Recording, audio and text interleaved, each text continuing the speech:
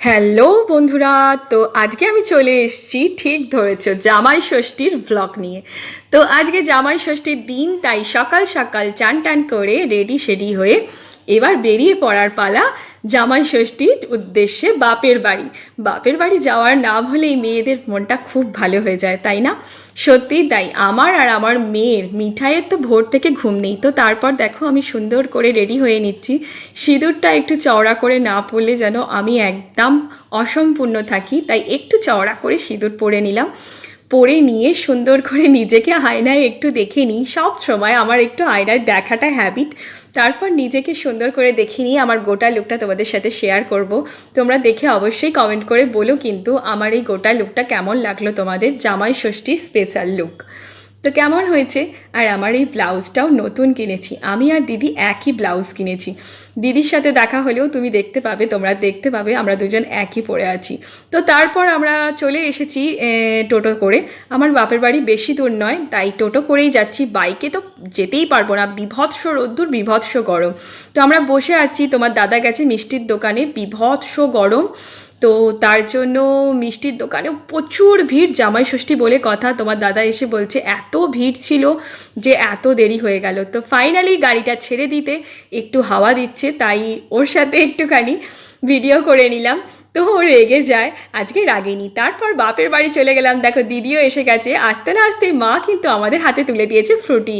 গরমে ঠান্ডা ঠান্ডা ফ্রুটি খেতে দারুণ লাগলো, ওয়াও, যেন শরীরটা শান্ত হয়ে গেল একদম। তারপর মা একটু দিদিকে হেল্প করে দিচ্ছিল, দিদি একটু মাকে হেল্প করে দিচ্ছিল। কিরম ভুলভাল বলে ফেলছি দেখো। আর মা ওখানে জামাইদের জন্য চিড়ে ফলার সব রেডি করছিল। রেডি করা হয়ে গেছে। এবার দেখো জামাই ষষ্ঠীর যা যা রিচুয়ালস আছে সেসব রিচুয়ালসগুলো মা কিন্তু করতে আরম্ভ করে দিয়েছে। মানে ষষ্ঠীর তাগা বাঁধা, ফোঁটা দেওয়া, জামাইদের ফলার খেতে দেওয়া, সব কিছু কিন্তু মা ব্যবস্থা করে ফেলেছে। আর দেখো এখানে আমার বড় জামাইবাবুকে, আমার জামাইবাবুকে প্রথমে জামাই ষষ্ঠীর তাগা ফোঁটা দিয়ে তারপর ওকেও ফোঁটা দিয়ে তাগা বেঁধে দিচ্ছে। তারপর আমাদের বাড়িতে এটাই রিচুয়ালস, মানে শাশুড়ি মা উপোস করে জামাইদেরকে ফোঁটা দিয়ে তাগা বেঁধে তারপর কিছু খায়। আর জামাইরাও কিন্তু একবারে শ্বশুরবাড়িতে এসেই খাওয়া দাওয়া করে। তারপর ওদের এই ফলার খাওয়ার রিচুয়ালস মানে হচ্ছে। তারপর আমার ছোটো কাকা এসে কিন্তু শাঁখ বাজিয়ে দিল। এটা আমার ছোটো কাকা, মানে শাঁখটা না বাজলে, আর দিদিও উলু দিয়ে দিচ্ছিল একটুখানি। তারপর গিফট দেওয়ার পালা। তো শাশুড়ি মাকে গিফট দিয়ে দিয়েছে, জামাইবাবু এই শাড়িটা দিয়েছে। তো আমি আর দিদি দুজনে মিলে এই শাড়িটাই চুজ করেছিলাম। আর জামাইবাবু দুটো গেঞ্জি নিয়েছে, গরমের চোটে শার্ট নেয়নি, তাই জন্য দিদি দুটো গেঞ্জি কিনে নিয়েছে জামাইবাবুর জন্য। তো অর্ধেন্দুর জন্য আমি এই শার্টটা কিনেছিলাম, আমরা দুজনে চুজ করে। তো ফলের সাথে শার্ট এইগুলো সব মা দিল, ওকে গিফট দিল।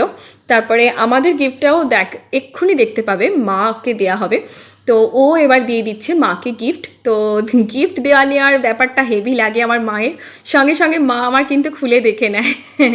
তোমরা কিন্তু আমার চ্যানেলটাকে অবশ্যই সাবস্ক্রাইব করে দিও, লাইক করে দিও, আর আমার পাশে থেকো। তো দেখো আমি মাকে কী দিলাম।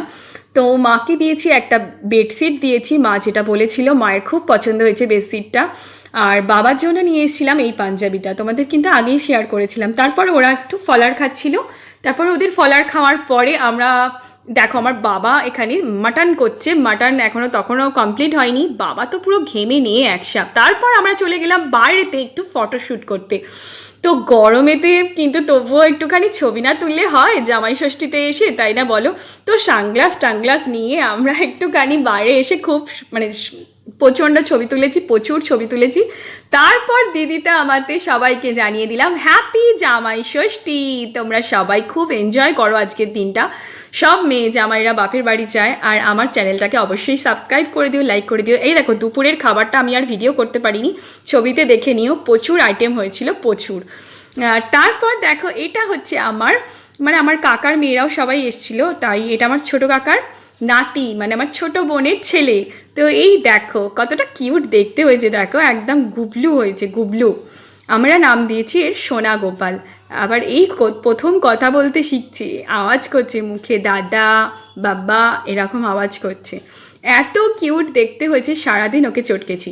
তারপর কি অবস্থা দেখো, বাপরে, একে তো এত গরম, তার ওপরে কারেন্ট চলে গেছে। জামাই ষষ্ঠীতে কারেন্ট চলে গেছে, দীর্ঘক্ষণ কারেন্ট আসেনি সন্ধ্যে থেকে।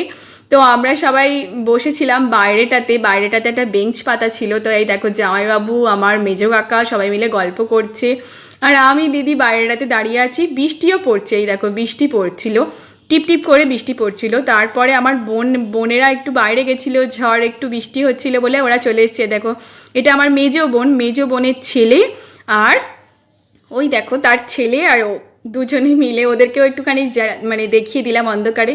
তো এবার ফাইনালি খুব আনন্দ হচ্ছে, কারেন্ট চলে এসছে, এবার একটুখানি ভালোভাবে এনজয় করা যাবে। তো তারপর সারা দিন কেটে গেল। তারপর রাত্রেবেলা আমরা এবার বাড়ি চলে আসছি। মায়ের মনটা খারাপ হয়ে গেছে, কারণ বেশিক্ষণ আমরা থাকতে পারিনি, মেয়ের স্কুল খুলে গেছে, এক্সাম চলছিল। এক্সাম বলতে এমনি স্কুলের ক্লাস এক্সাম। তো তার জন্য বাড়ি চলে আসতে হচ্ছে। মায়েরও খুব মনটা খারাপ হয়ে গেছে। সারা দিনটা খুব আনন্দ করে কাটিয়েছি। রাত্রে ডিনার করার পর কিন্তু আমরা বাড়ি এসেছি। রাত্রে ডিনার সেরে তারপর আমরা বাড়ি চলে এসেছি। মা খুব কান্নাকাটি করছিল, যেটা হয় মানে বাড়িতে এসে চলে গেলে এত মন খারাপ হয়। আসলে বোনেরা আছে, আমি চলে যাচ্ছি, আমি আর দিদি দুজনেই চলে যাচ্ছি। এই দেখো তোমার দাদাও রেডি হয়ে গেছে।